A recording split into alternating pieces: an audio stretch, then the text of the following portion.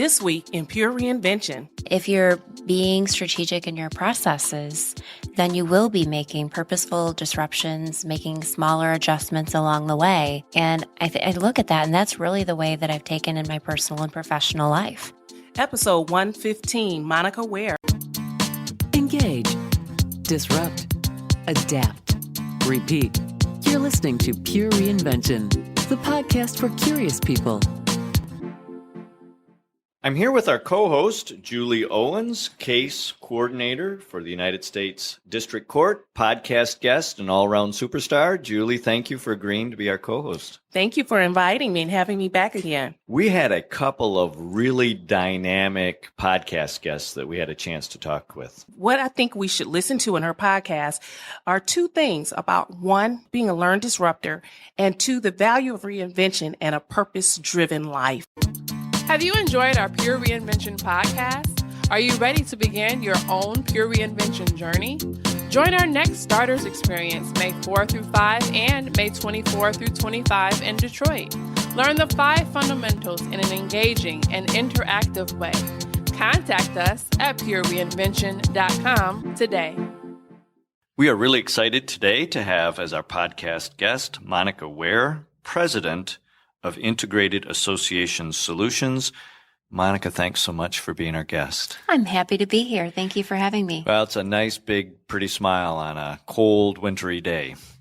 So, Monica, we're going to start these podcasts off with the same basic 3 questions. Question number 1, of the 5 steps in the reinvention process, which step do you most closely associate yourself with? I'm a learned disruptor. The second question, what is your superpower? To steal your term, reinvention. And the third question, we all, Monica, at times find ourselves in uncomfortable situations. Can you describe an uncomfortable situation that you've been in just recently? For me, anytime there's a situation where I don't know the context, I have to make myself comfortable. It's a process. People see me and think that I'm a major extrovert. Again, that's a learned process. I'm really curious to understand what this phrase is. I'm a learned disruptor. What does that mean? I don't know that disruption comes to me naturally, probably by personality, and much more of someone who doesn't like to make waves. I definitely don't like conflict, but I've gotten to that point where I've learned that if you don't make incremental adjustments as you go, then things explode and are uncomfortable. So I've learned to really look at ways to evaluate situations and make adjustments so that it is more comfortable. Can you give us some examples of how you've had to learn? I mean, obviously we kind of learn stuff because we didn't do something, and then we found out when we ignore something, we should have dealt with it. For me, it's really been trial and error. I've had the opportunity to work now in 3 different completely unrelated fields, and yet they're very related.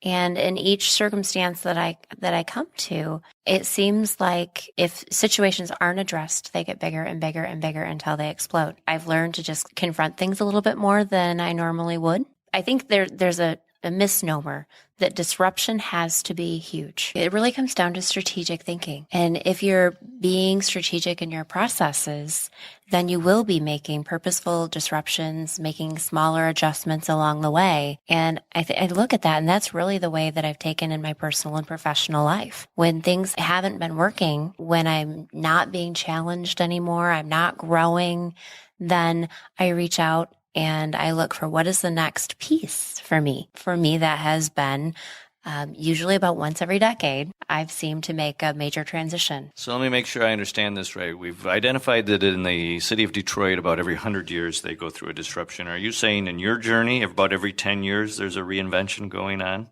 Well, I can't live to be 100 or 300, so it must be about every decade. Yeah. So talk about. So I think the idea of purposeful disruption and making ongoing, everyday adjustments to your business plan or to your energy, right, is very appropriate in the climate that we're in, and is very strategic, because once you have a sense of where you're going, then you can make those course corrections very easily, because your gaze is really on the horizon.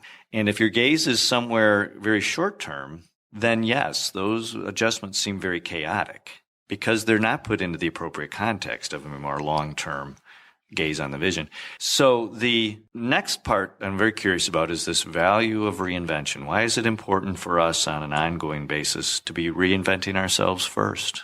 I think the term that I heard was a purpose-driven life, and it is so true. We hit this point, I think, in our personal and professional lives where we always have to look at, is this working for us? Are we happy?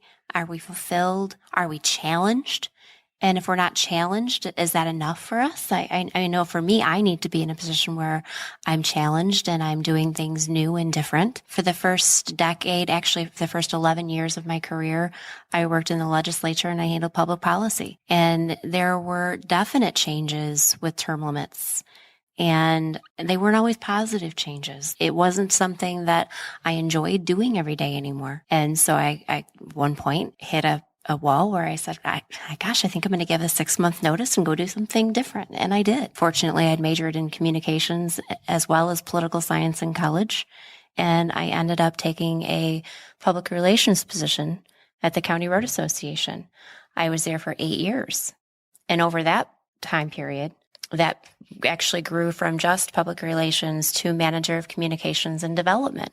Shortly into that, I don't know if you know Kelly Rossman McKinney, but I think very highly of her.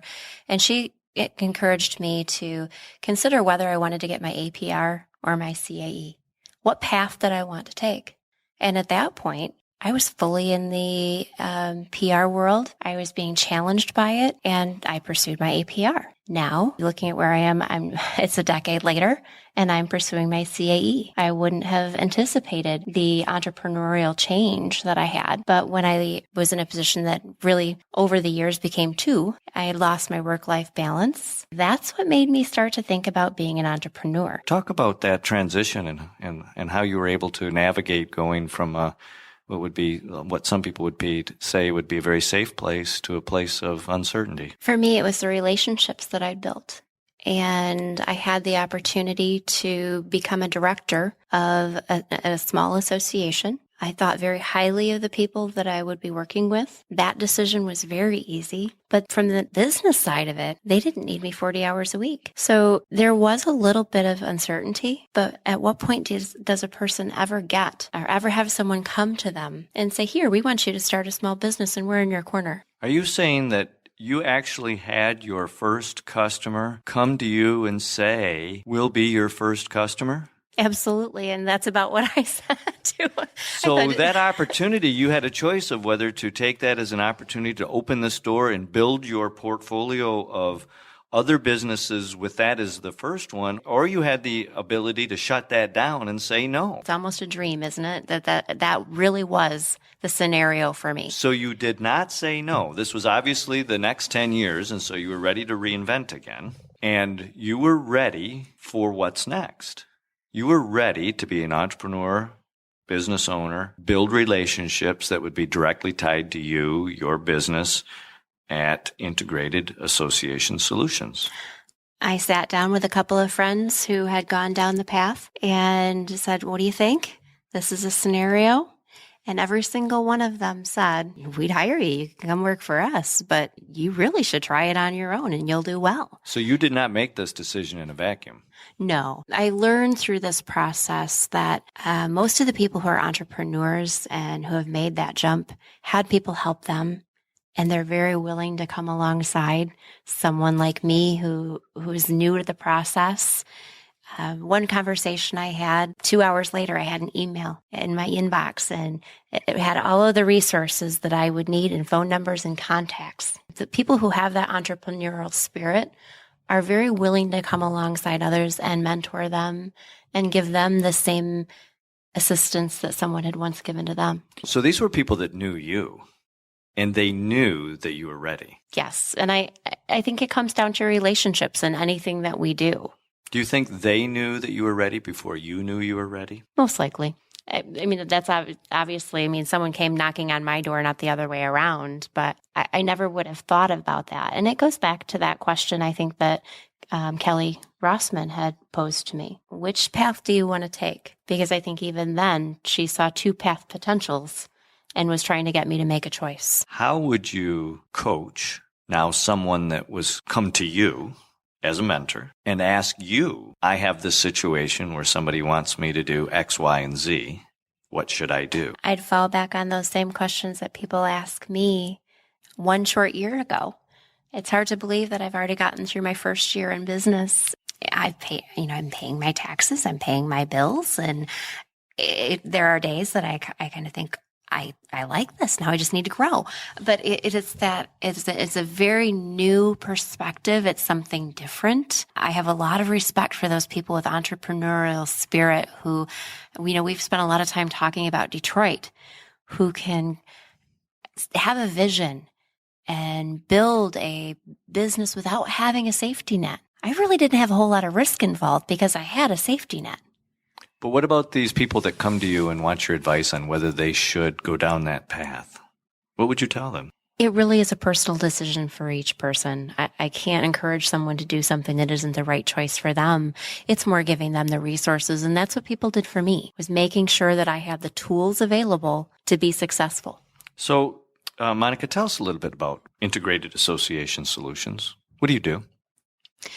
I can provide management services to associations. Where my model is a little bit different is I believe in coming alongside associations and organizations and helping them meet their needs. I learned as a staff member of an association that your resources don't always have to be internal. Sometimes, especially from a human resources perspective, we spend 95% of our time focusing on things that we do well and struggling with that 5% that we don't do well with our employees, and not realigning perhaps what our employees are best at doing. And where my model would be a good wraparound for most organizations and associations is if your staff just needs assistance on an ongoing basis with conferences or communications or development projects, I can be a tool to assist your staff rather than an association having to hire a new staff. Monica, how do people get a hold of you? They can reach me by going to help4yourassociation.org. And the phone number?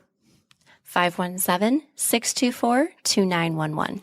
We've been here with Monica Ware, President, Integrated Association Solutions. Monica, this has been a fabulous conversation. Thank you. Thank you.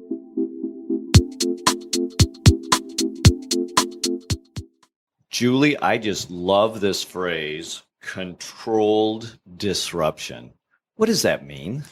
Well, one of the things that Monica spoke about is that being a learned disruptor. Either we can control our disruption or let the disruption control us. We need to remember that disruption can be purposeful and it's positive. Yep.